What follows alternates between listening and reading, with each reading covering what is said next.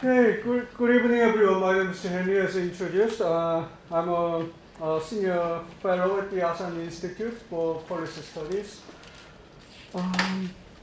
Well, as you can see, my English is not that fluent. So to make myself understood better, I will speak in Korean, so you get your ears ready for translation. 되게 어색하네요. 영어로 갑자기 한국어로 바꾸니까. 지금 조금 전에 인트로덕션을 영어로 해놓고 한국어로 바꾸려고 하니까는 되게 어색한 거예요. 제가 영어로 시작을 했으면은 계속 영어로 하거나 한국말로 시작을 했어야 되는데 갑자기 되게 어색해지네요. 당황스럽네요. 처음부터. 오늘 저녁 때 제가 Is everyone ready? Okay. 오늘 저녁 때 제가 여러분한테 말씀드리려고 준비한 거는 한국하고 아세안 10개 국가 사이의 관계라는 거 한 부분이 있고, 또 다른 한 부분은 문재인 정부의 신남방 정책이 과연 무엇인가. 아직 자세히 나와 있지는 않습니다. 자세히 나와 있지는 않은데 지금까지 알려진 거에다가 제 개인적인 아이디어도 좀 덧붙이고, 또 많은 사람들이, 한국이나 외국에 있는 많은 사람들이 한반도 문제에 관심이 많죠. 북한하고 한국 사이 관계에. 근데 거기에서 아세안이 또 어떤 역할을 할 수 있을까라는 것까지 포함해가지고 이제 크게 보면 두 가지, 한아세안 관계하고 신남방 정책에 대해서 이야기할 텐데, 저한테 주어진 시간이 1시간입니다. 1시간 동안 한아세안 관계에 대해서 한 20분 정도 이야기를 하고, 신남방 정책에 대해서 한 40분 정도 이야기를 하려고 합니다. 그래서 맨 먼저 시작할 내용은 지금까지 한국하고 아세안 사이의 관계가 어떻게 발전을 해왔는가라는 이야기를 하려고 합니다. 그러니까 우리가 한국하고 아세안의 관계다라고 이야기할 때 한국에서 좀 많이 헷갈리는 부분이 있습니다. 뭐냐면은 아세안이라는 거하고 동남아시아라는 거하고 한국에서는 섞어서 막 쓰거든요. 그 두 개를 구분해야 되는데, 여기 제가 4개의 단계로 구분해 놓은 거는 한국하고 아세안이라는 지역협력체 사이의 관계입니다. 이거 말고 한국하고 동남아의 개별 국가들, 아니면 동남아 지역 전체와의 관계를 또 다른 구분을 할 수가 있고요. 그것도 뭐 3가지, 4가지 단계 정도로 구분할 수 있는데, 여기 써있지 않은 거 먼저 간단하게 제목 정도만 언급하고 넘어갈게요. 한국하고 동남아시아 10개 국가, 태국 제외하고, 동남아시아에서 태국 제외하고 나머지 국가들은 모두 식민 지배를 받은 경험이 있었어요.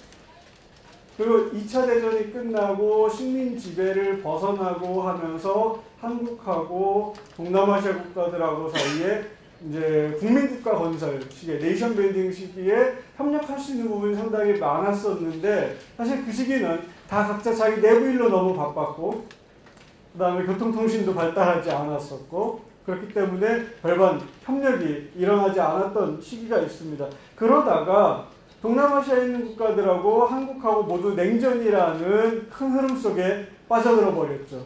근데 그 안에서, 냉전 안에서 한국과 동남아 국가의 관계가 규정이 됩니다.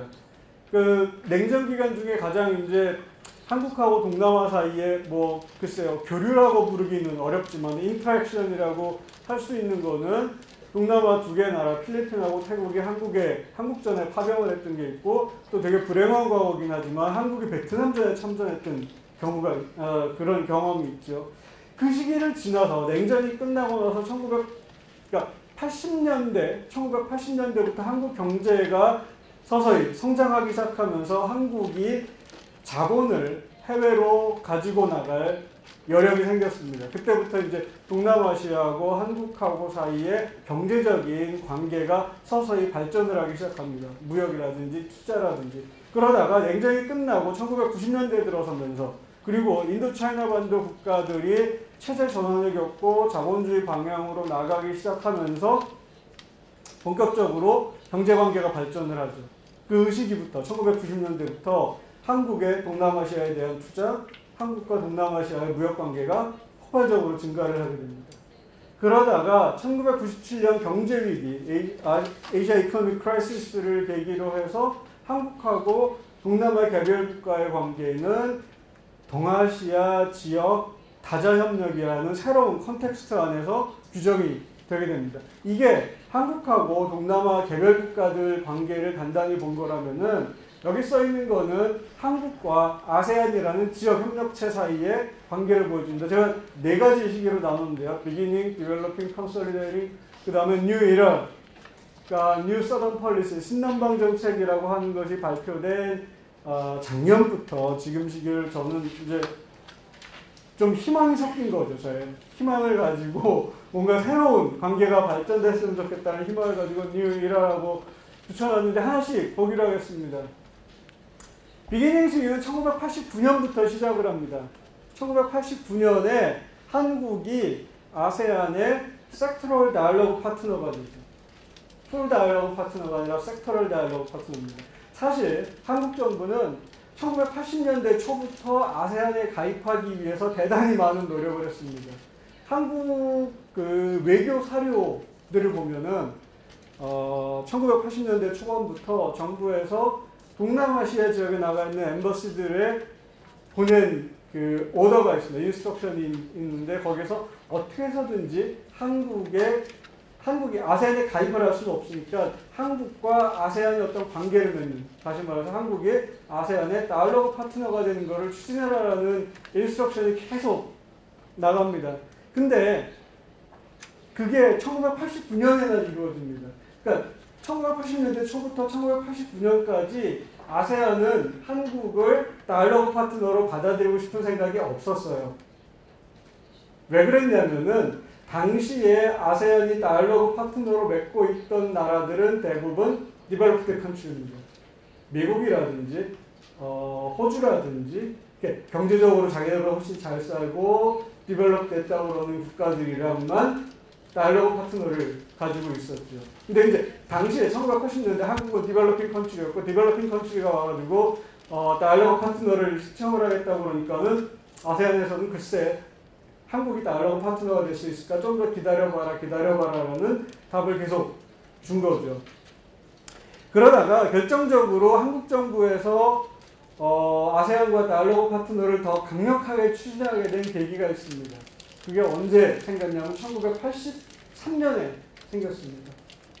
혹시 제가 이 강의를 이제 한 40대 후반에서 50대 되는 한국의 그 퍼블릭 오피서들한테 하면은 제가 이 질문을 하면 답이 대충 나옵니다. 근데 여러분들은 어떨지 한번 테스트를 해볼게요. 1983년에 아세안에서 한국 관련된 중요한 일이 있었습니다. 혹시 뭘까요? 한국 분은 기억을 하시네요. 1983년에 그 전 대통령, 전두환 대통령이 미얀마, 당시 버마를 방문해서 거기 아웅산 장군의 묘지를 방문했을 때 폭발 사건이 일어나고 그래서 장관들하고 여러 사람이 죽습니다. 그래서 전두환 대통령 그때 조금 늦게 출발을 해가지고 참배를 하러 가는 길에 늦게 출발을 하러 가가지고 목숨을 건졌는데 그 이후로 동남아시아에서 북한의 활동을 억제해야 되겠다는 생각이 당시에 이제 사실상 군사정부, 권위주의적인 정부에 의해서 강력하게 들었고 그래서 더욱 외교관들을 푸시를 하게 되죠. 아세안하고 어떻게 해서든지 관계를 맺고 북한의 활동을 억제해야 되겠다. 근데 그 뒤로도 안 됐습니다. 한참 동안. 그러다가 1989년에 와서 아세안이 아이디어를 냅니다. 당시까지는 아세안에 섹터럴 다이얼로그 파트너라는 이름이 없었습니다. 다이얼로그 파트너면 다이얼로그 파트너가 아니면 아니지 섹터럴, 부분 다이얼로그 파트너라는 건 없었는데 한국이 하도 요청을 하니까는 섹터럴 다이얼로그 파트너십이라는 걸 만들어가지고 한국과 관계를 맺습니다. 그게 1989년입니다. 그래서 이 시기에 오면은 컨설리데이팅 피리어드에 오면은 2009년하고 2014년에 아마 한국에 4년 이상 계셨던 분 혹시 계신가요? 2014년에도 한국에 계셨던 분. 한 분 계세요? 두 분? 세 분? 2014년에 한국에서 부산에서 아세안 10개국 정상들이 다 모입니다. 그래서 정상회담을 열죠. 그게 우리가 스페셜 서밋이라고도 하고 커메모레이티브 서밋이라고도 하는데 한국과 아세안이 관계를 맺은 지 25주년을 기념해가지고 2014년에 정상회의가 열립니다. 그 전에는 2009년에 한국이 아세안의 달러 파트너가 된 지 20년을 기념하기 위해서 제주도에서 정상회의가 한 번 열렸습니다. 어쨌든 1989년부터 한국과 아세안의 관계는 시작이 됐고 이 시기에는 관계가 대단히 천천히 발전을 했죠. 커다란 중요한 건 없습니다. 단 유일한 한 가지 중요한 변화라면은 1994년에 아세안 리저널 포럼이 만들어졌을 때 한국이 회원국으로 가입하는 게 그나마 좀 의미 있는 변화였고요. 그러다가 1997년이 됩니다. 1997년에 아세안 정상회의가 열릴 때 한국, 중국, 일본 우리가 흔히 플러스 3 컨트리라고 하는 한중일을 아세안 정상회의에 초청을 해가지고 처음으로 아세안 플러스 3 비공식 정상회담이 열리게 됩니다. 이때가 아세안 플러스 3 정상회의의 첫 번째 회의였던 거죠. 그리고 나서 동남아시아하고 동북아시아하고 한꺼번에 다 경제위기 속으로 빨려 들어갑니다. 태국에서 시작한 경제위기가 말레이시아로, 인도네시아로, 그리고 동북아시아에 있는 한국으로 넘어오죠. 그러면서 동남아시아의 경제와 동북아의 경제가 하나로 연결되어 있다는 인식을 그때부터 각국 지도자들이 하기 시작하고 그러면서 1997년에 처음 모였던 아세안 플러스 3 정상회의가 1998년에도 열리고 그 뒤로 계속 열리게 됩니다. 그래서 지금 우리가 알고 있는 아세안 플러스 3 정상회의 체제가 된 거죠.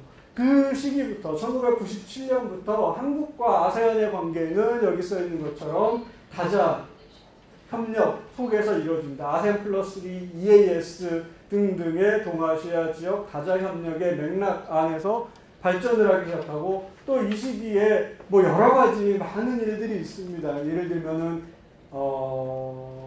아시는 분들은 아시겠지만은 아세안 코리아 센터 쪽이 어디죠? 광화문에 가면은 있는데 프레스 센터에 그런 것들 만들기 위한 MOU도 사인되고 많은 발전들이 있었는데 그 중에 좀 눈에 언급을 해야 될 만한 거는 한아세안 간의 FTA가 이 시기에 사인됐습니다. 그리고 나서 2009년부터 2016년까지 2009년을 굳이 기점으로 잡은 거는 아까 말씀드린 것처럼 한아세안 정상회의가 특별정상회의가 첫 번째 열린 게 2009년이고 그때부터 시작해가지고 한국과 아세안은 스트래티직 파트너십을 맺게 됩니다. 흔히 우리가 그렇게 교과서에 규정되어 있는 건 아니지만 밀리터리 얼라이언스가 가장 높은 수준의 국가관계라고 하고 그 밑에 물론 앞에 여러 가지 형용사가 붙을 수 있는데 그 밑에 단계를 스트래티직 파트너십이라고 이야기를 합니다. 그래서 이 시기에 스트래티직 파트너십이 생겼고 요 마지막 뉴 이라라고 하는 시기는 이따가 신남방정책을 이야기할 때 다시 이야기할 거기 때문에 지금은 언급을 안 하고 넘어가겠습니다. 그러면 지금 한국과 아세안 사이의 관계가 어디쯤에 서 있는가? 그러니까 여러분들한테 이거를 뭐 한국과 아세안의 관계가 엄청나게 좋습니다. 내지는 지난 몇 년간 거의 30년 됐죠. 내년에 30주년을 기념해서 세 번째 한아세안 특별정상회의가 열릴 거라고 기대하고 있고 아마 추진 중에 있는 걸로 알고 있습니다. 근데 지난 30년 동안 한국과 아세안의 관계가 아니면은 냉전이 끝난 시점부터 시작해서 그 이후 한국과 아세안의 관계가 얼마큼 발전했고 지금 어디 서 있는가를 몇 가지 그냥 간단한 인디케이터를 통해서 보여드리려고 합니다. 첫 번째는 바이래터럴 트레이드. 1990년에 이렇게 되면 얼마죠? 100억 불이죠. 100억 불이었던 양자 무역관계가 2017년 통계로는 얼마인가요? 더해보면은 제가 더하기 해서 1,480억 불, 1,500억 불 정도 됐네요. 500억 불 되는 정도까지 늘어났습니다. 엄청나게 빠른 속도로 증가를 한 거죠. 근데 여기서 하나 제가 굳이 색깔을 칠해가지고 이렇게 이름까지 써놓은 이유는 엑스포트, 임포트 이거는 한국 입장에서 코리안 퍼스펙티브에서 봤을 때 엑스포트하고 임포트입니다. 이 갭이 엄청나게 큰데 한국이 아세안 지역에서 상당히 큰 트레이드 서플러스를 보고 있다는 이야기. 그리고 그 트레이드 서플러스는 지난 30년 동안 계속 지속이 되었습니다. 여기 이 방에 앉아 계신 동남아 국가에서 오신 분들한테는 조금 안 된 이야기지만 한국한테 지난 30년 동안 동남아시아는 대단히 큰 돈을 벌어준 시장입니다. 이거에 관해서 할 얘기가 좀 많습니다. 아마 이따가 다시 좀 이야기를 해야 될 것 같습니다. 그러니까 어쨌든 한아세안 무역 관계는 지금 이 정도 수준에 와 있고, 얼마 전에 문재인 대통령이 동남아시아를 방문한 자리에서 한아세안 사이의 무역을 2020년까지 지금 현재 중국 수준으로 높이겠다라고 이야기를 했습니다. 그러니까 2천억 불까지 늘리겠다라는 거죠. 그게 어쨌든 지금 현재로서는 목표입니다. 개발국가와 한국의 무역 관계를 보면은 베트남이 가장 큰 몫을 차지하고 있습니다.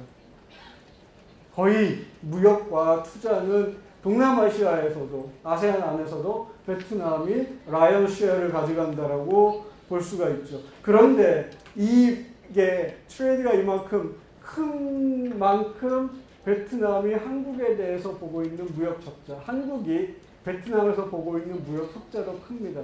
지금 이렇게 하면은 100만,